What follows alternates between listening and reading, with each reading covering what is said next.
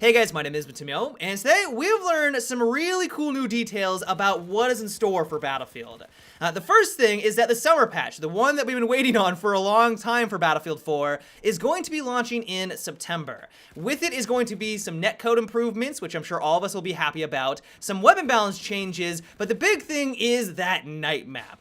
The night map, if you can't tell, I'm playing on it right now, is looking spectacular. They've made some improvements to shooting out lights, so if you want to dim a section of the map, you want to give yourself that advantage because you're using the IRNV scope, you're going to be able to do that.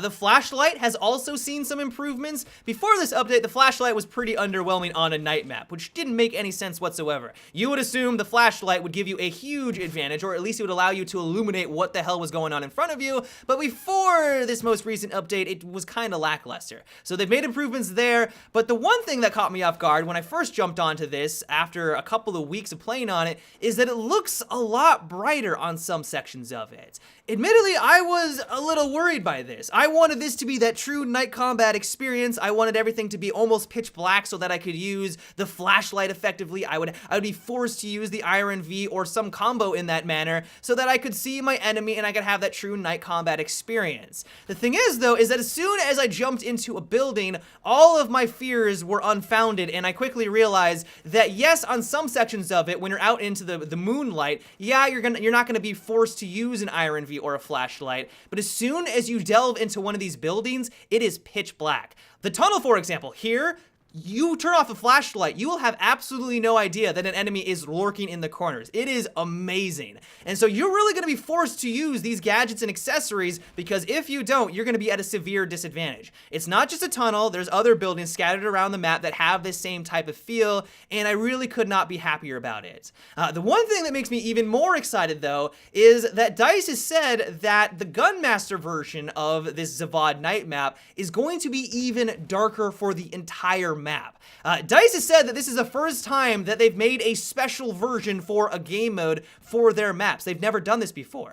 They haven't given us the exact details. I don't know if any YouTuber, I don't know if anyone has had access to this Gunmaster version, but what they've described it as is that they've tailored it for this extreme night combat. All of the different loadouts that you're gonna have available to you are going to be tailored for that type of gameplay, and it's really going to be unique. One thing that caught me by surprise is that Battlefield Hardline is doing something that I gotta give them props for, and that is that they are bringing a lot of new weapons for everyone. They're basically all going to be free. The new DLC, Robbery, is going to be coming out shortly, and with it is going to feature 4 new assault rifles, which are only going to be exclusive for people that picked up the DLC, but they're also bringing, apparently, 7 more for everyone. You don't have to buy premium, you don't have to buy the DLC. They're going to be absolutely free, much like the Battlefield 4 Weapon Crate DLC, and that is spectacular. Admittedly, I haven't played Hardline in quite some time because the PC version is kind of going down the drain. There's only like a couple of servers ever running, and while I realize that the next-gen consoles are doing quite well, especially on the PlayStation 4, the PC version, unless you want to play 64-player the block, you're kind of out of luck. And so the fact that they are bringing in these 7 new weapons gives me hope that this may revitalize the game a little bit. People may come back to play with these shiny new toys where they don't have to make any money investment whatsoever, and that is a really smart idea on Visceral's part. I really have to give it for Visceral for even doing something like this. I assumed that they were just going to do the bare minimum, which is bring us the DLC for premium service and then call it quits after that. I assumed that that's all they were going to do and then move on to their next project. And so the fact that it looks like they're trying to really strengthen Hardline and make it a better game and bring more people back and to get people invested in it once again is just awesome to see. The one thing that I am a little worried about though is that while bringing in 11 new guns is going to be amazing for the weapon diversity, 11 guns is going to be spectacular and give you a wide variety of different choices, but if they don't hammer out the weapon balance, which is something that Visceral has been struggling with for a very long time, then it's not really going to matter. Hardline has always had difficulty with this. If you were not using the M16 or the M416 assault rifle, you were putting yourself at a disadvantage. You were just not using a top tier weapon and you were gonna have a hard time reaching the top of the scoreboard. Don't get me wrong, it was still possible, but those were clearly the best choice, and if you weren't using it, you were gonna have a difficult time.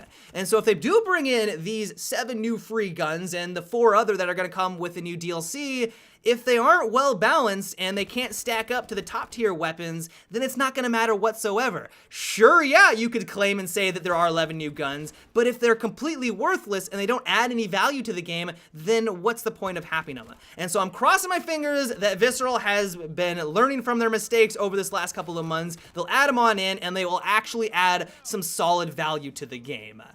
The last bit of news that I have for you guys today is that Star Wars Battlefront has just revealed their brand new game mode called Fighter Squadron.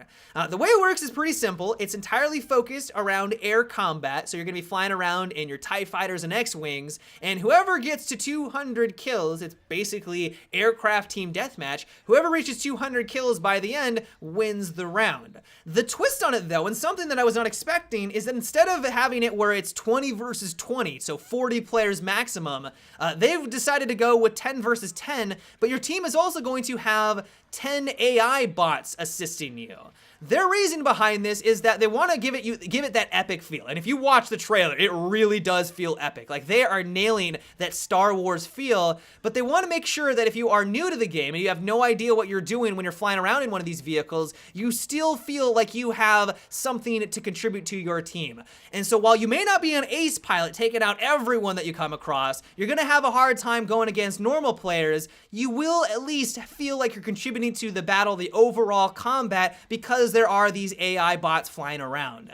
The other twist that this game mode has is that there's going to be transport vehicles that you can take out. If you successfully drop an enemy transport vehicle, your team gets some sort of bonus.